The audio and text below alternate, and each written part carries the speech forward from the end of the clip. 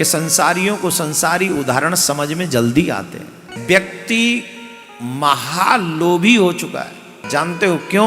पाप की कमाई अच्छाई में लग ही नहीं सकती। जिसके पास धन है वो क्या नहीं कर सकता। देखो एक बात कभी मत भूलो, पीछे दे के आए हो तब तुम्हें यहां मिला है। इतना बड़ा नुकसान कोई साधारण नुकसान थोड़ी। ये दो चोर सबसे खतरनाक है। 31 को एक माता जी मिली, वो बोले महाराज जी मुझे आपसे एक बात कहनी है। मैंने क्या कहनी है बताओ। बोले आप बुरा नहीं मानना। मैंने हम क्यों बुरा माने, 31 मनाने आई, अच्छी बात है बताओ। बोले महाराज हमको एक बात बताओ, आप कानपुर गए थे। मैंने हाँ गया था। बोले ये निकम्मा आपके पास तब क्यों नहीं आया। मैंने कौन। बोले जिसके यहाँ इनकम टैक्स के छापे पड़े। मैंने क्या हो गया।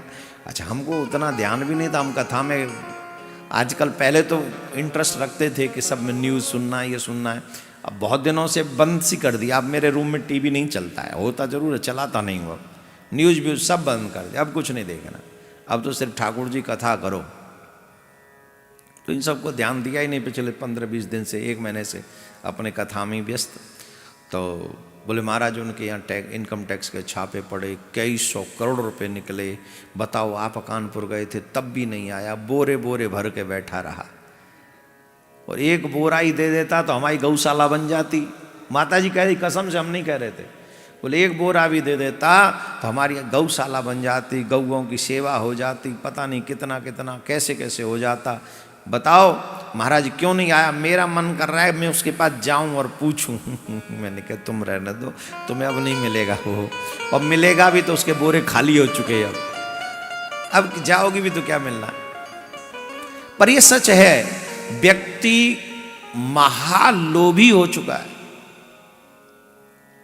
जरूरतों से ज्यादा इकट्ठा करके उस पे सांप बन के बैठा हुआ है, लेकिन अच्छे कामों में कभी नहीं लगाता। सुन भी लेगा, हाँ हाँ जी भी कर लेगा, उसके बाद भी नहीं करेगा। जानते हो क्यों?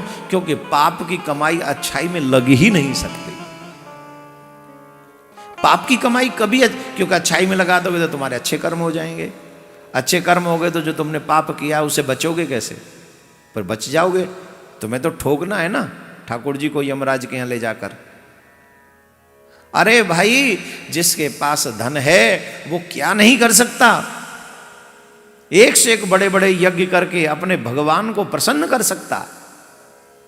लेकिन वो तो इसी के लिए पैदा हुए हैं कि नहीं यहीं खाओ, यहीं धरो, यहीं जमा करो। चाहे सरकार लूट के ले जाए, चाहे कोई लूट ले जाए, चाहे चोर लूट ले जाए, चाहे डकैत लूट ले जाए, लेकिन अच्छे काम में नहीं लगना चाहिए। धन का प्रयोग 2 ही है, खाओ और धर्म करो, तीसरा कोई प्रयोग नहीं। जमा इसका प्रयोग नहीं है। जो जमा कर रहे हैं वो गलत कर रहे हैं। 2 ही काम के लिए धन पर्याप्त है। एक खूब जम के खाओ, अच्छे से अच्छा खाओ जब है तो तुम्हारे पास, अच्छा खाओ, अच्छा पहनो, अच्छे मकान बनाओ, अच्छी जगह पे रहो। और जब उससे भी ज्यादा है तो खूब जम के धर्म करो।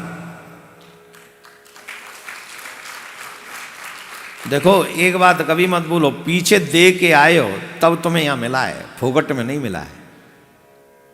जो दे के नहीं आते उन्हें कुछ नहीं मिलता है, वो ऐसे ही मांगते फिरते हैं। फिर जो दे के आते हैं उन्हीं को मिलता है।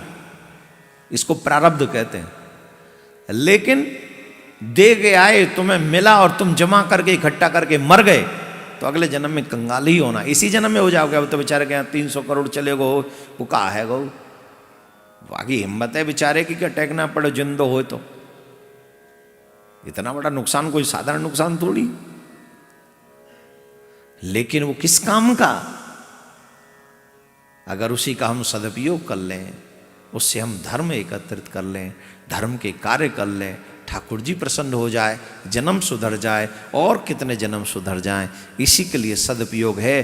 पर यहां कहा गया कामी नार प्यार जिम लोभी प्रिय जिम दाम।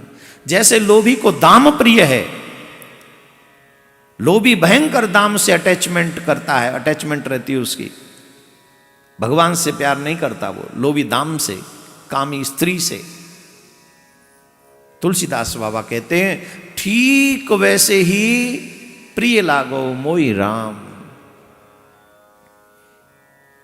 मुझे राम उतने ही प्रिय लगे और वैसे ही राम प्रिय लगे। तो कितना सुंदर उदाहरण तुलसीदास बाबा ने संसारियों के लिए दिया है। काय को दिया है कि संसारियों को संसारी उदाहरण समझ में जल्दी आते हैं। हम लोगों में दो ही तो दोष हैं सबसे बड़े, एक तो हम कामी हैं, एक हम लोभी हैं। ये दो लोग चोर हमारे अंदर जम के बैठे हैं। कोई भी सुंदर स्त्री दिखी नहीं, नाम पूछने का मन करता है। किसी के बारे में सुना नहीं, वो फलाना पैसे वाला है, झट उस जैसे हम बन जाएं, ये भाव मन में आ जाता है। ये दो चोर सबसे खतरनाक है, लोभ और काम। इनसे बचने के लिए उतना ही प्रेम आप भगवान से कर डालो तो बच जाओगे। लेकिन वो कहने के लिए न रहे